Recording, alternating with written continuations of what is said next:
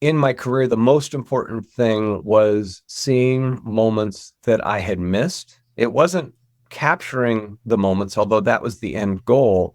Because when I started as a photographer, I just would walk out of an assignment going, I didn't really see anything in there. Then after I'd missed them over and over and over and over again, then I started to say, okay, now at least I saw them in retrospect. And then I started to anticipate, because that's what's required as photographers. You've got to be able to tell the future, or at least predict that something's important is going to happen in the future. Hey, welcome to the Beginner Photography Podcast. I'm your host, Raymond Hatfield, and each week I interview one of the world's most interesting photographers to learn what does it really take to capture beautiful images so that you can start to do the same. In today's Rewind episode, we are chatting with Craig Strong about the creative impact of storytelling in photography, as well as the journey from photojournalism to weddings to innovating with Lensbaby. But first, the Beginner Photography Podcast is brought to you by CloudSpot. Impress your clients with a beautiful gallery that is easy to view, share, and of course download on any device. You can control your image size, add a watermark, and of course set download limits. So you can grab your free forever account over at deliverphotos.com and only upgrade when you are ready.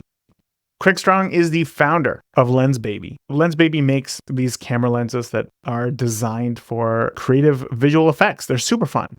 So today, Craig talks about the challenges that many photographers face when trying to tell a story through their lens. He shares a ton of his experience from his transition from more traditional photojournalism to creating these unique photographic tools that pushed his creative boundaries and then making them available for you as well. He talks about mastering the art of timing, embracing experimentation, and how to move beyond the fear to discover creative freedom in your own photography. Tons here. So with that, let's go ahead and get on into today's interview with Craig Strong. Craig, I know that when I think of Lensbaby, I think kind of off the wall. I think unique. I think innovative. I also think maybe a little experimental. Are those the same words that you would use to describe your earliest days in photography?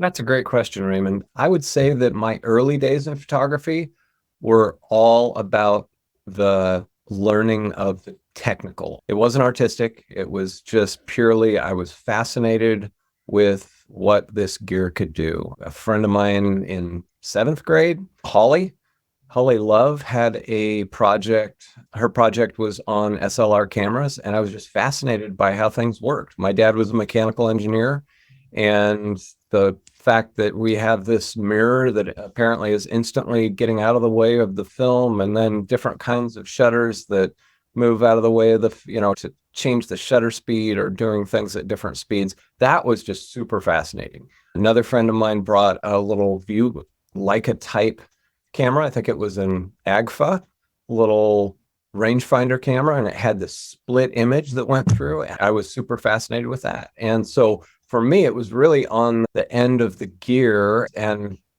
experimental, absolutely not. I was just like from the get-go saying, hey, I want to know how this works. And then it wasn't until I learned the way the gear worked that I started saying, well, I kind of want to be a photographer now because this is so neat. My dad was a mechanical engineer. And so I think that kind of DNA for me was where the photography bug started. And I think of all these, 60-some-year-old men who are buying gear and they've never really become photographers.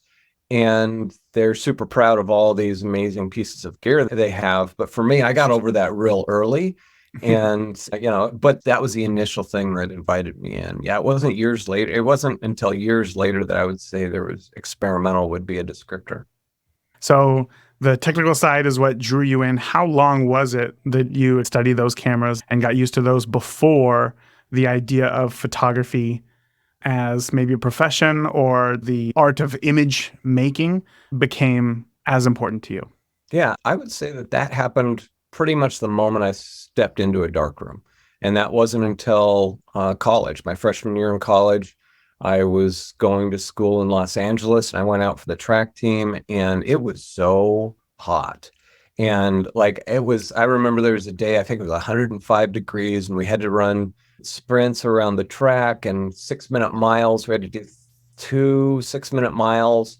And I saw my dorm and I just kept running straight. I was just like, I'm done. And I never went back to track again. And I'm like, okay, well, what do I do now? I don't want to just be here for academics. Let's figure this out. I love photography. I went to the student union building and there was a need for a photographer, a staff photographer. And I had never stepped foot in a darkroom. And once I did, I was like, oh, this is magic. And that magic of watching the images come up into the developer and all of this, it was just like, it was something so amazing for me that, again, like we're back on the technical side, but at this point, I was a good photographer. They gave me a bulk loaded roll of 10 frames of Tri-X to go shoot as my interview. And I spent like every minute. They said, have it to us by, I don't know, 8 o'clock tonight or 5 o'clock tonight. And I spent every minute going and framing and doing all these images. And I think that might have been the best 10 images I shot during college, at least certainly my freshman year. And so I was an accomplished photographer at this point, but it really hadn't become part of like a real sense of compelling identity. This is what I have to do until that moment. And then there was just no choice once I'd seen what was possible in the dark room. But this was my path. Why do you think those 10 frames were your best? I think they were my best because I spent time really deciding what is it that I see here and went seeking things that were important to me. And I was brand new on campus. I didn't know this place. I didn't know the people that much. There was a friend of mine from high school who'd gone down to LA the year before. So I sought out her. That was the one people shot, like posed portrait that I did of her and her roommates. And there was this incredibly ugly fountain. It literally looked like, and people would refer to it as elephant poop. And there's a huge story behind it too. It was super controversial because the art department was never consulted in the construction of this. They just handed over the physical plan and said, "Here's a bunch of lava stones, make a fountain." Wow. And so, but apparently, I made the best photo of that fountain that had ever been made. I didn't know that it was supposed to be ugly.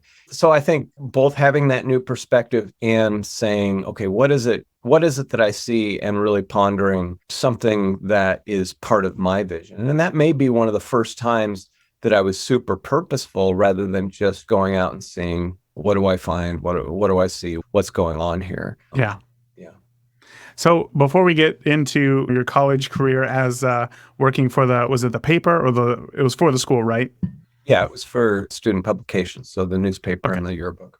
Gotcha. So before we get into that, I want to know a little bit more about the learning process for you in photography, because I think it's probably easier than ever to learn photography today, just because you do get that instant feedback. But I'm always interested in those earliest days for all photographers. So when it came time for you to actually learn photography, what was the hardest part for you to grasp, for you to understand from a technical standpoint?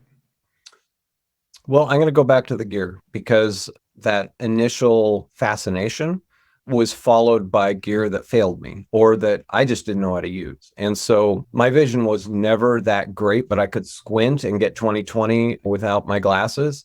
Same, yeah. And so I never knew I needed glasses. I'm shooting through, I think I had a early 70s, late 60s Mamiya TL or 500 TL SLR with a 50 millimeter 1.7 lens on it, or maybe it was a 2.0 lens, but I would rely on the little diamond pattern thing and the split image. And sometimes like my eyes just didn't pick up what was going on fast enough. So they were way out of focus. That was a problem because everything obviously was manual focus.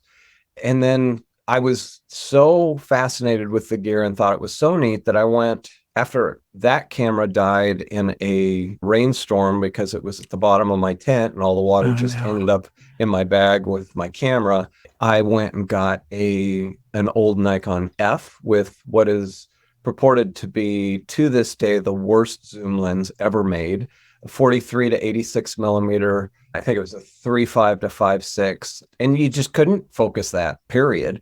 And it had a shutter that was slow, or a mirror that was slow getting up. So I could only photograph at shutter speeds of, I think, a tenth of a second and longer. So which I got around. I actually started making some really cool images with it because I found myself on a trip right after I discovered that, oh, wow, I've got this diagonal vignette going through one corner of my image.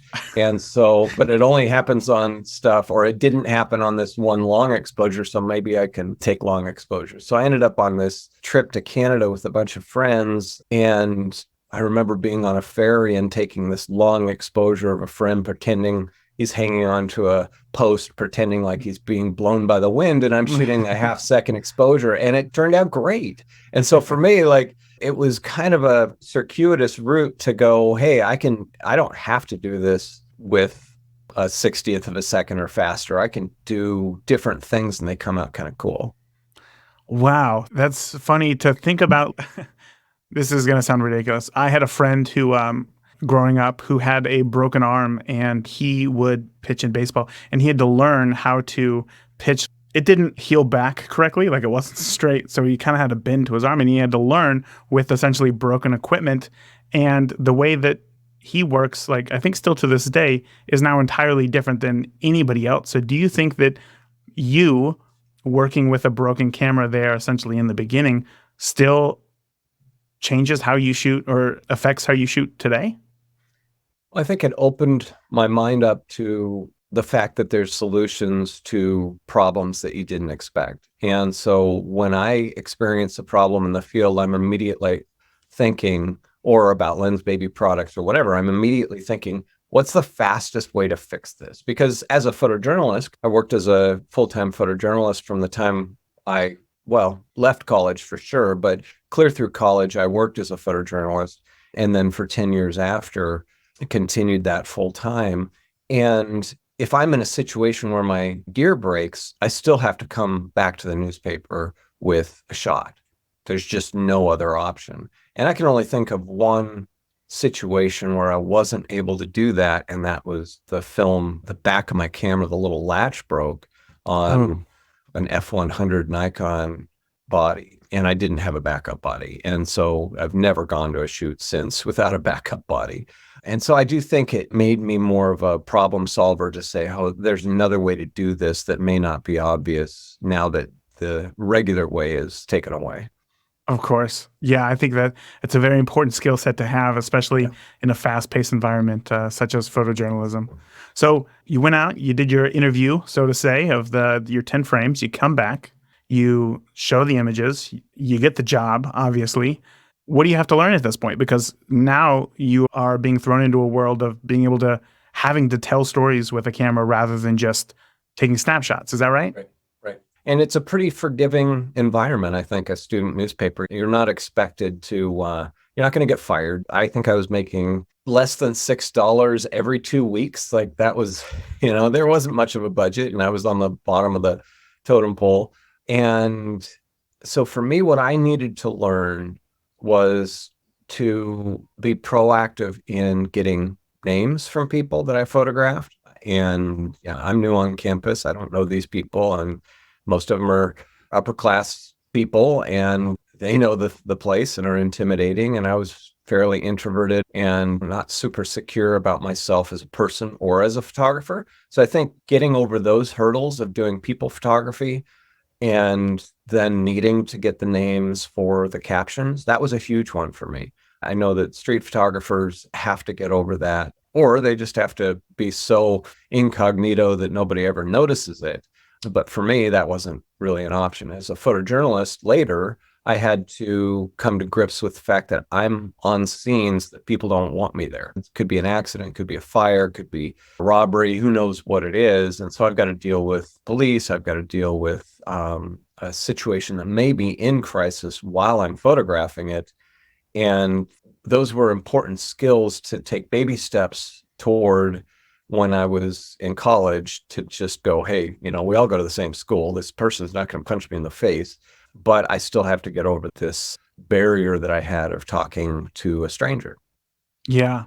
Obviously, I was never in a situation of crisis, I guess, but I think some of my first weddings, it was like that. Like I was scared to, say, talk to the parents or ask them a question. And now thinking back, it's like, Why would I be scared? What are they going to do? And like they want better photos. So, as far as from an image perspective side, right now, what became most important to you? Because before, if we're just taking snapshots, friends, family, just things around the house, now being put in a situation where like a photo has to tell exactly what's going on, was there a steep learning curve there for you, or did that come pretty naturally?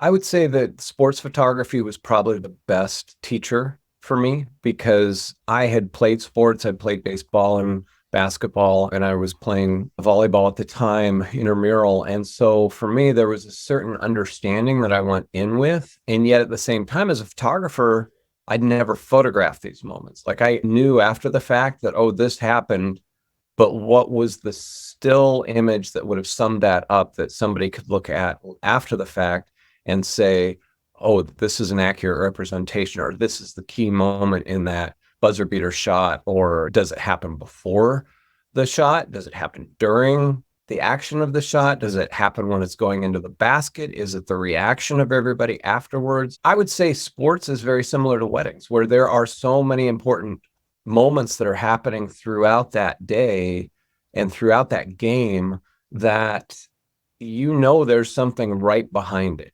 If I go out and I walk around my neighborhood, I might see a beautiful scene, I might not. I might see a moment happen between a couple of dogs or owners or people walking on the sidewalk, I might not. I might, it's a crapshoot, right? I mean, you think about the emotions that go into sports. Like there are moments that take on monumental weight and importance to the people that are a part of this and the people that are watching. And so these are important moments. And I think that was really good for me to hone those skills. One, to be able to say, okay, I know this, like I had some point of reference. And two, to be able to go in game after game after game, say, I am coming away with nothing. And even though this is something I'm familiar with, these images don't tell the story. And so that frustration was a big part of it. And eventually I started capturing those moments. Eventually I started realizing that, okay, there's something that I can anticipate here that I know is about to happen and be ready for that. So, did that just come through just you being at more games, or does that come from you looking at your images and reflecting and auditing your work after every assignment?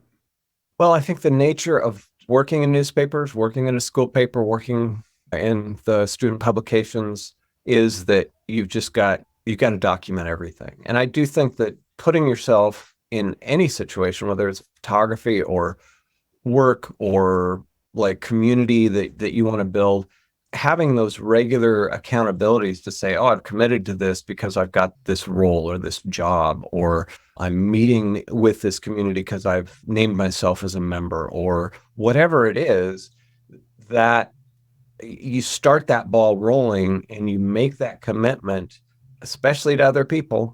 If I don't shoot those games, then I don't keep my job. Then that just continues the cycle to say, okay, well, I'm going to the soccer games now, I'm going to the baseball games now, and now we've got water polo season, and we've got this, and we got that, and the other thing. And so all of this, those deadlines ended up creating the need, creating the, hey, my name's going to be under this picture. And so as I went to more and more games and I started to connect with, hey, these moments are unfolding, I actually have seen them happen 1,000 times now, I might actually capture one. That would be the other thing that I'd say, is that in my career, the most important thing was seeing moments that I had missed. It wasn't capturing the moments, although that was the end goal. Because when I started as a photographer, I just would walk out and of an assignment going, I didn't really see anything there. Yeah. But then after I'd missed them over and over and over and over again, then I started to say, okay, now at least I saw them in retrospect.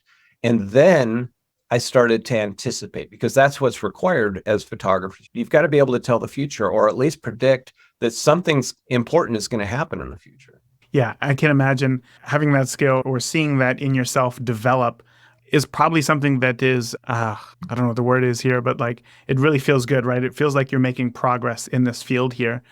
So at what point, because you didn't take this job until you were already in college, and then when you graduated, you continued with photojournalism.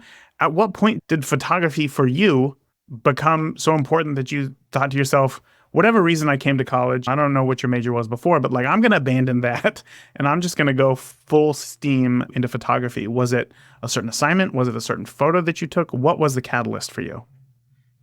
I had worked at daily newspapers as an intern in the LA area. I'd worked at the Whittier Daily News. I guess the La Mirada paper was a weekly, but I was published there as well. I'd gotten published in the LA Times and Associated Press. And I don't know where those initial images ended up. I didn't even know to ask at the time. And so for me, I had gained this passion and this love for photography, and I tend to obsess about things. Like when I was on the gear kick in late junior high and high school, I would get a Shutterbug magazine. I would get an outdoor photographer magazine. I would get a popular photography magazine. Seems like there was one other one. And every single one, I would read word for word, beginning to end, all of the ads, all of the classifieds in the back, because there'd be little ads for like Stoffen Omnibounce. And I wouldn't have any idea what most of these words meant. It was for me, I was just laying the puzzle out on the table to go, okay, this is all part of photography. I don't understand how it all fits together. But that obsession then went, by the time I got to college, then went to how do I become a great photographer? How do I walk into a scene and be confident that I'm going to see a moment? I'm going to anticipate moments, not just miss them all, and walk away with something that's important to me. And having done that for 4.5 years, when my job fell through, because I had studied anthropology, I'd planned on going into overseas nonprofit work. And it was not until 1991, when there was no money in the organization, that had offered me a job. And they said, you should probably look for another job, and because we can't hire you for 6 months. And I said, so I've got a job in 6 months? They're like, no. And at that point, the weight of the world lifted off my shoulders, because I had planned on going in this field for pretty much my entire college career, or most of it. And I went, oh, I can be a photographer. And that was really the first time that I considered, and this is 2 months before graduating from college. And it was the first time that I considered, hey, this could be something that I could make a lifetime out of. Wow. So at that point, you start putting in the resumes. You're like, this is where I want to work. This is what I want to do. So you were a photojournalist for how many years? Because I know that you transitioned into weddings at one point as well later on. So I spent 2.5 years at a weekly newspaper here in Portland. I had interviewed with the photographer, and there's only one photographer for 5 newspapers, I guess. Wow. And so obviously he wasn't going to give me his job, but they let him go, I don't know, a month later, and came across my resume in his top drawer and brought me in as a lab tech. So I'm only 20 hours a week getting $6 an hour as a lab tech. I've got college debt. I've got to pay my rent. And I negotiated a situation where I got $5 per photo if I took photos as assignments, because I knew that was going to happen, because Vern was gone and he was shooting everything for 5 newspapers.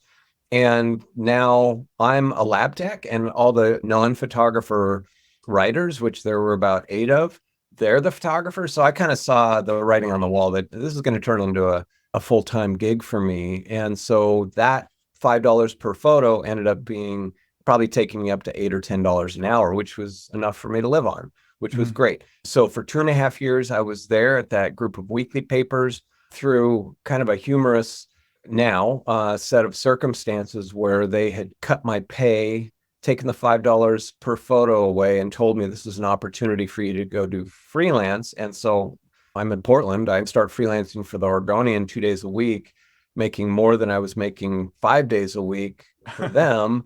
And pretty soon I overlap into one of those 5 newspapers regions, and they say, well, you can't shoot for the Oregonian in our area. I'm like, this is a small town. Are you kidding me? What kind of opportunity were you offering me when you cut my pay and took away the stipend?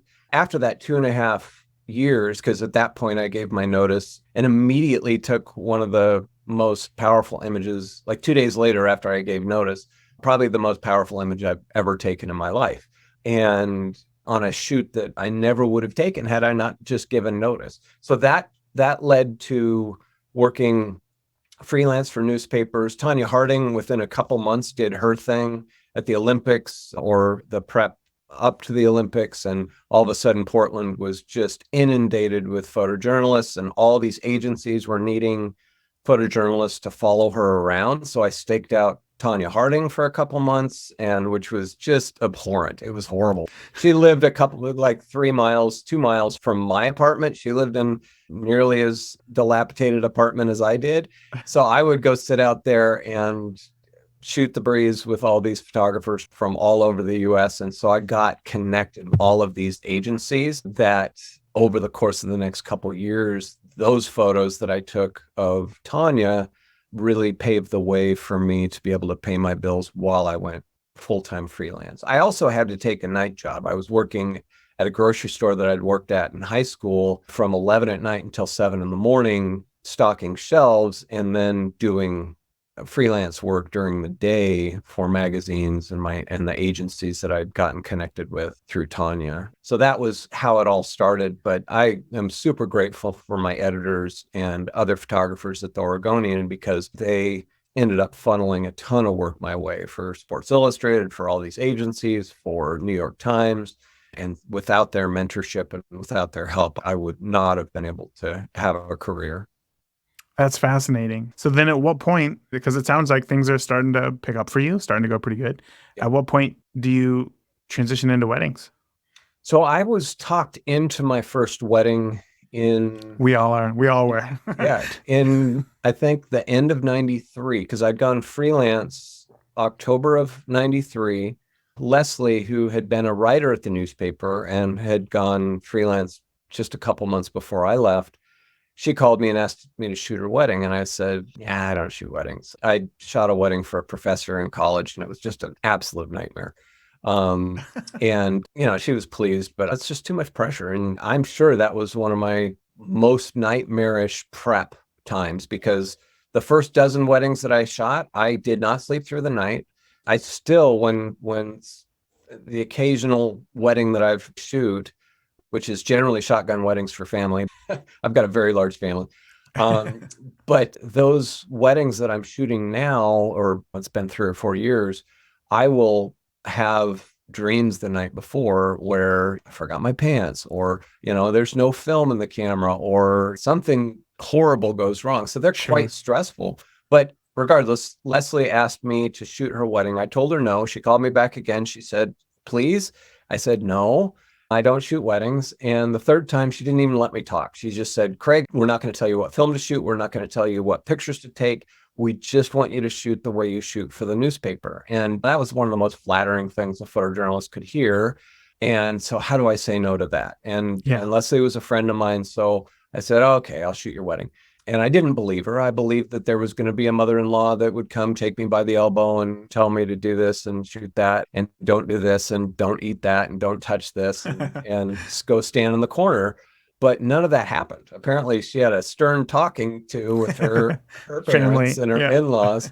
And so that's where it went. And that was one of the best photo essays I'd ever shot, because here I am working for a newspaper where I might have a half hour. I might be able to come back 3 times over the course of a month and shoot the same thing and do it a little bit better, or fill in the story before my editor says, we have to publish this. It was always me holding back, going, hey, I'm not quite ready with this, if it was a multi-day shoot, which very rarely happened. But that was part of the problem, was they never had a beginning, a middle, and an end that could be defined, except for we had to go to press with this. I would say that wedding for me was like, oh, this is a full story. And it all happened in like 4 hours. I can't even believe that. That was a smorgasbord of candy for me as a photographer, to just go, oh my gosh, this all happens. I can tell a story. All of these moments are happening. And if I miss a moment, there's going to be a moment right behind and right behind and right behind.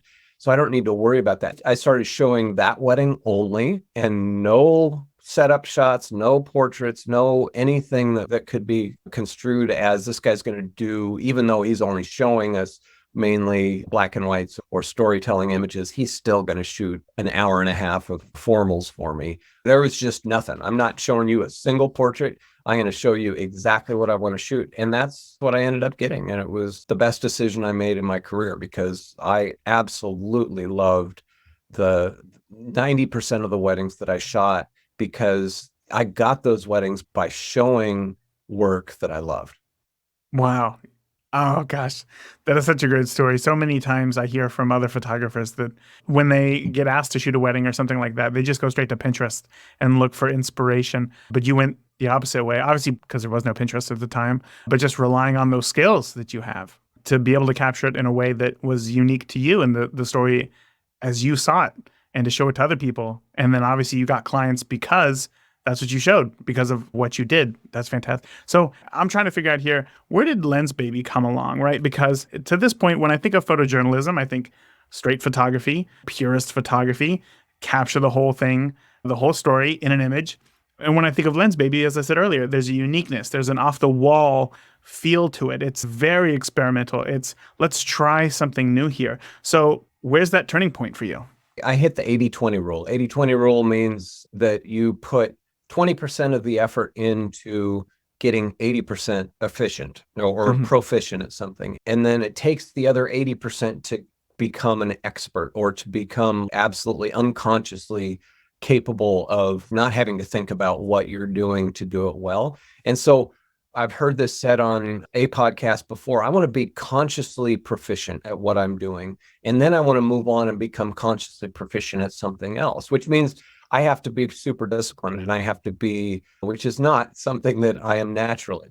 So that said, I got really good at anticipating and capturing moment. I think I got past that 80% toward being an expert at photojournalism. But I saw the people around me. I had a studio mate who was doing work with Diana, a plastic medium format camera, cross-processing her images. I did not have an art background. I took a few photography classes in college, but it wasn't enough to be a minor in communications. It was just like, hey, this is more of the same of what I was doing for the newspapers and that kind of thing. So I wasn't really challenged to look outside of what was right in front of me in terms of what was artistic until I was sharing a studio with about a dozen other photographers, a huge studio. It was really an amazing space. We had 4 or 5 large enlargers. We had these 20 by 30 trays full of chemicals so we could go in and print anything that we wanted. It was amazing. But Krista was shooting with this Diana camera, cross-processing, which I had no idea what that was, and putting up these images that technically were garbage. There was nothing about them other than composition that worked. I mean, and the subject matter. She was skilled at photographing important subject matter, capturing moments. But then you get into the technical aspects. It's not in focus. The cross-processing screwed up all the colors.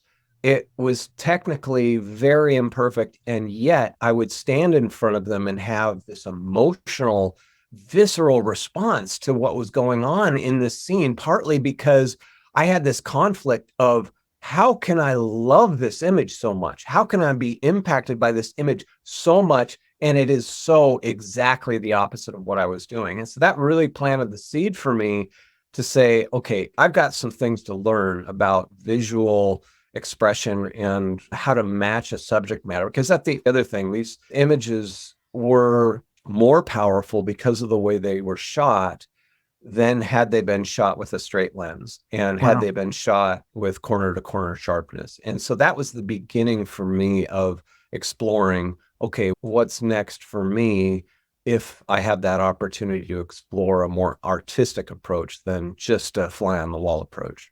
So what was it? What was the next for you? What got you to dip your toes into that? Well, it was a couple years later that I bought my first digital camera, and that was in 2000. End of 2000, I got a Canon D30, and 2 days later, I was in New York City meeting with my agency and showing my portfolio around. And I only took that digital camera, and I took a 28 millimeter 1.8 Canon lens. And all of a sudden that was now a 45 millimeter lens because of the 1.6x crop. And I was like, well, I didn't count on that. I did not read that memo. And I was like, okay, I've been thinking about doing something a little different. Maybe I can just, the trip, I think we Pricelined it for $125 a ticket or something for round trip tickets back when Priceline was just starting out and things could be, you could put Super a bid cheap. in and super, super cheap. So Yeah. off we went to New York, my wife and I ended up on Times Square outside. At the time, there were these camera stores. There's still a few of them that were just massive and they had all the normal stuff, usually way overpriced. I just went straight to the video converters. So I went and I found this 0.42x converter, put it on the front of my 28 millimeter lens. It turned it into probably the equivalent of a 15, 16 millimeter fisheye, corner to corner, as far as the field of view goes.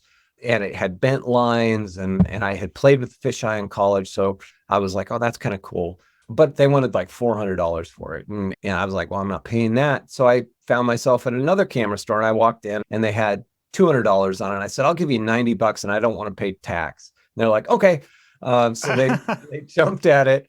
And then I screwed that on the front of my 28 millimeter lens and just started playing. And the aspects of that were at the 1.8 wide open. The center was sharp, had shallow depth of field because I'm the native lens is at 1.8. But I could focus literally inside of that converter. So something touching the Wow. front of the lens, I could focus on. All of a sudden, I had a brush in my hand that allowed me to paint a different palette, to paint different strokes on my canvas. And it was just fun. I didn't spend any money on the trip. We price lined the tickets, we price lined the hotel. We're like, hey, we have money to spend. I've got an extra $90. Here we go. And so that was really the start for me of, hey, here's something that has a completely different way of seeing the world. And what can I see through it? Yeah. Obviously, today, Lensbaby makes a whole assortment of lenses. So I'm assuming that this was the catalyst for you to figure out how can I do more with this? What can I do? What can I change? And I know that there's a long history of Lensbaby. As you said, you picked up that lens there in the year 2000. Can you give me like a 30,000 foot overview of how you got from that $90 lens there to where your business is at today with an assortment of lenses and people who are just creating really incredible pieces of art, really? Absolutely. Yeah. So in 2002, I took a workshop from Kevin Kubota. So I'd been shooting with this lens for a year and I'd shot far, far too much. If I look back, and I tend to do that, I'll get a new piece of equipment and I'll just obsess about it and I'll shoot way, way more than I would end up over the long run seeing a place for it in my photography. But I just started shooting everything. I'd go on fishing trips, fly fishing trips, and I'd take it and I'd shoot the scenes. I've got this photo of this huge beetle. I don't know how big it was because it's touching the front element, climbing over these pieces of straw and a friend's puppy dog, real close up. You've got the center in focus and it's all bent and the colors are going crazy. And a year and a half or a little more than a year later, after getting that camera, I end up in a workshop with Kevin Kubota, his very first digital boot camp in Bend, Oregon. And I had the background of my computer. The desktop was one of these images. And then Kevin came over and asked, and I showed him a few others. And next thing I know, a couple months later, I've pretty much filled up his second workshop because I told all my friends that this changed my life. And if you're considering digital or you got your first digital camera and don't know what to do with it, you got to go to Kevin's workshop. So I filled up his second workshop. And then after the second workshop, Kevin called me and said, hey, would you teach with me at the third workshop and be a guest speaker? And I want you to teach about all this lens stuff you're doing. And I thought, I don't even know how to get another one of these. I'd gone on eBay and I'd bought a bunch thinking that, oh, there's got to be a better wide angle converter that's going to do something even more amazing. And apparently I got the best one on that first trip. Score. And still, I didn't know even how to buy that one again. So what did I have to teach? I had in my mind, as with all of my over the years, and we haven't really covered this, over the years, I would make myself things that I either didn't want to pay for or weren't available. I made a 200-foot long, it was actually 50 feet, 25 feet, 100 feet, and probably a couple 25 footers of these cables that I would make and splice them into the Canon off-camera shoot cord distributors that would allow me to have multiple flashes on TTL because there was no wireless TTL at the time. Wow. Yeah. And so I was doing that. I was going to Goodwill and I would find these huge Tupperware tops and I would cut various shapes out of them and I would double them over on my flash and I'd let them go floppy on top, or I was basically the Gary Fong type experimentation that I was doing, but I was just doing them for myself and I was able to get amazing light out of these things, but I wasn't thinking, hey, this is a product. Mhm. And so for me to go from this worn lens to having something to teach, I had to pull on a lot of the ideas that I had. One of them being modifying my Mamiya, or no, it was Bronica lenses to work as tilt shift lenses on my SLRs. There was only about maybe not even a half inch, probably closer to a quarter of an inch distance between the back of the lens and the front of the flange on my Canon SLRs. And then thinking about making a mechanism that would work there. But I had talked with an engineer about that, and he basically said, can't do it. And Mhm. like, okay, well, I guess those lenses 364 days a year just sit in the case. And then once a year or so, I would pull them out and use them for a particular client. And it's kind of wasted. And then I would go rent these tilt shift lenses. But all of these ideas were just sitting there. And when I got asked to teach the workshop, I looked at a speed graphic lens that was sitting, or a camera that my sister had given me for graduation from high school that I think I'd shot one roll through, and it was full of light leaks and had all sorts of problems. And I was a photojournalist. I wasn't experimenting at that point. I wasn't even willing to go get a Diana camera and shoot a roll through that because that's what Krista did. And I don't want to open that Pandora's box. Sure. But I took those ideas that I had for modifying those medium format lenses and this lens that instead of an eighth of an inch or quarter of an inch between the front of the mount and the back of the lens, we now had like 2.5 inches. And I thought, well, now I just have to block out the light to see, so there's not stray light coming in, to see what the image is going to look like. Is it going to look like a tilt shift lens or a view camera when it's tilted? And so that was the very first prototype of the lenses that I was working on, or that I ended up bringing to the workshop. And I just brought a big thing. I brought a Dremel tool. I brought a drill.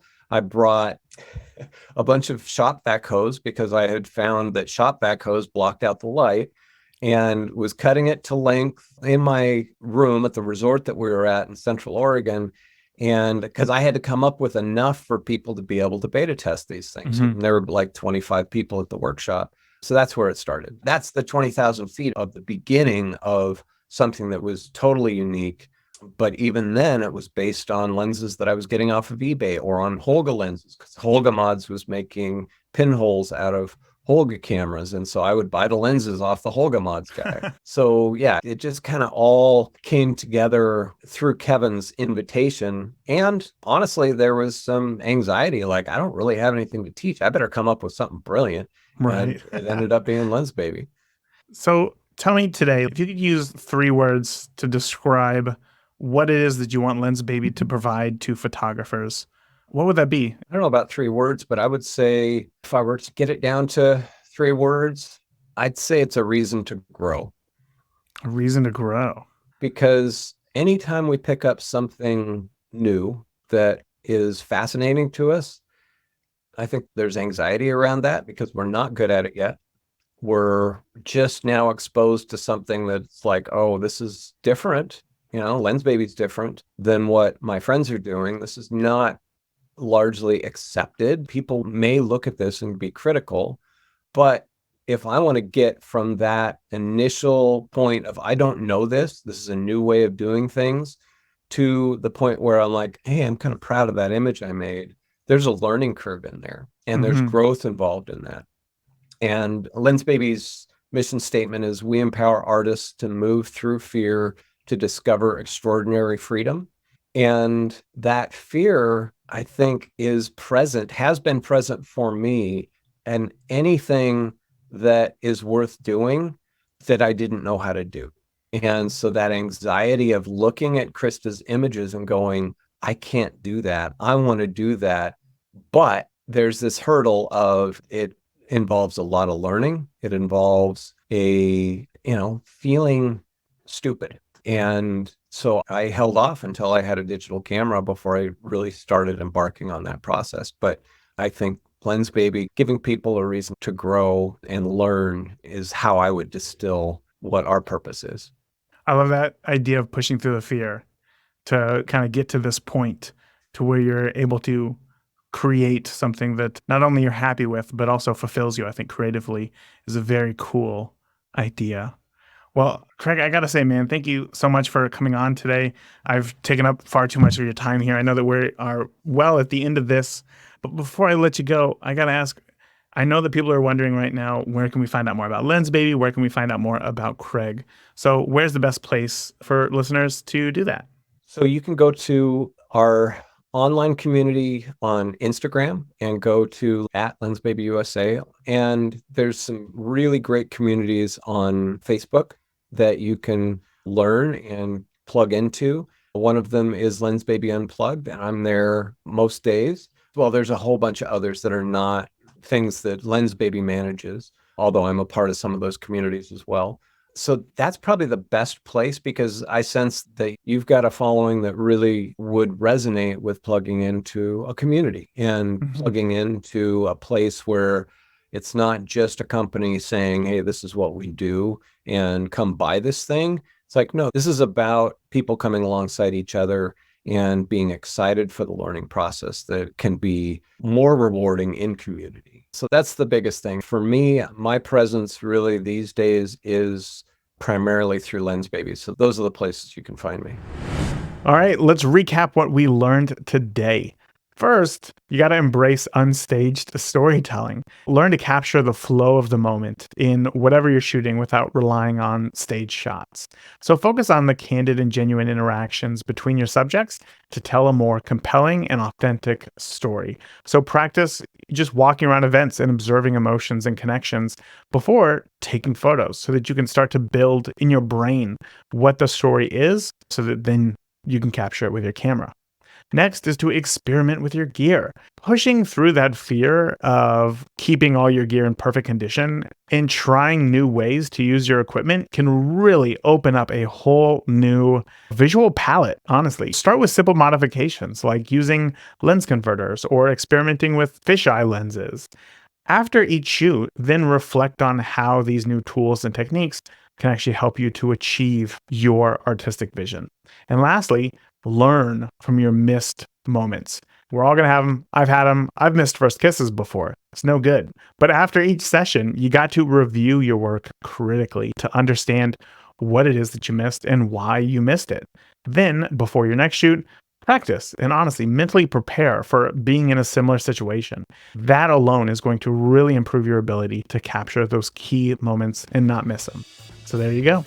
That is it for today. Until next week, remember, the more that you shoot today, the better of a photographer you will be tomorrow. Talk soon. Thank you for tuning into this week's episode of the Beginner Photography Podcast. If you enjoyed today's episode, please share it with a friend. Start a conversation. Grow together. That is it for this week. Remember, the more that you shoot today, the better of a photographer you will be tomorrow. Talk soon. Thank you for listening to the Beginner Photography Podcast. Keep shooting, and we'll see you next week.